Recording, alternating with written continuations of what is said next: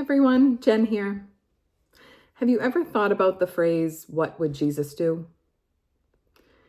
I was recently reminded of this one day when I picked my kids up from school. They got in the car, they were upset. Some boy was making fun of everyone. So I asked, what happened? What did he say? Why was he doing this? And he was going through a group of kids and kind of picking out different things about them that he saw.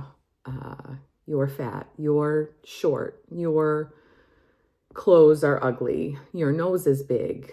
And he was just being mean. So I asked my son, who I always lean on to watch out for my little girl, and I said, I hope you didn't let him make fun of your sister. What did you say?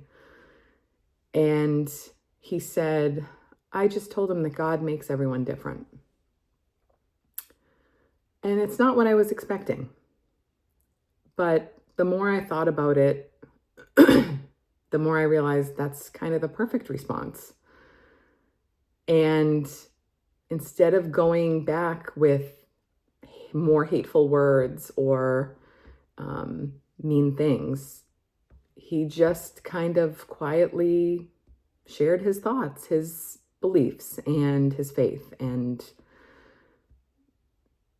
didn't have any ill will or anything bad to say. And I asked him what the boy said after that, and he said, he told me God's not real. And I said, well, obviously God is very real, but how sad is it that not everyone knows God's love? And that was a surprise for him. But really kind of made me think more about the close personal relationships that we have with Jesus, that our kids have with Jesus, and the way that it shapes the decisions we make, even when they're small, how we respond to a given situation, and how we move through life.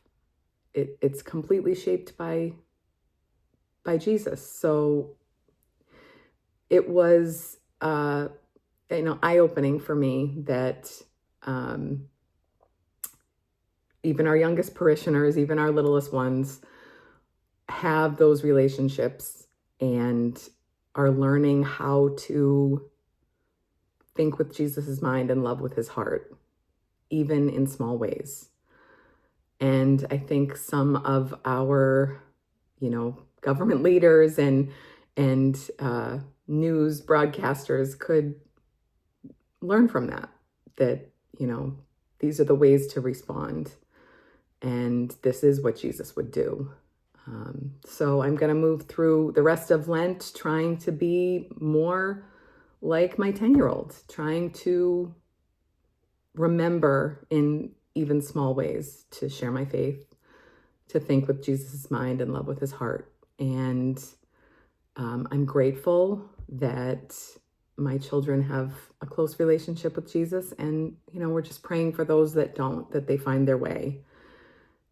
And, I'm grateful for all of our parishioners, all of you that show me daily how to think with Jesus' mind and love with his heart. So thank you.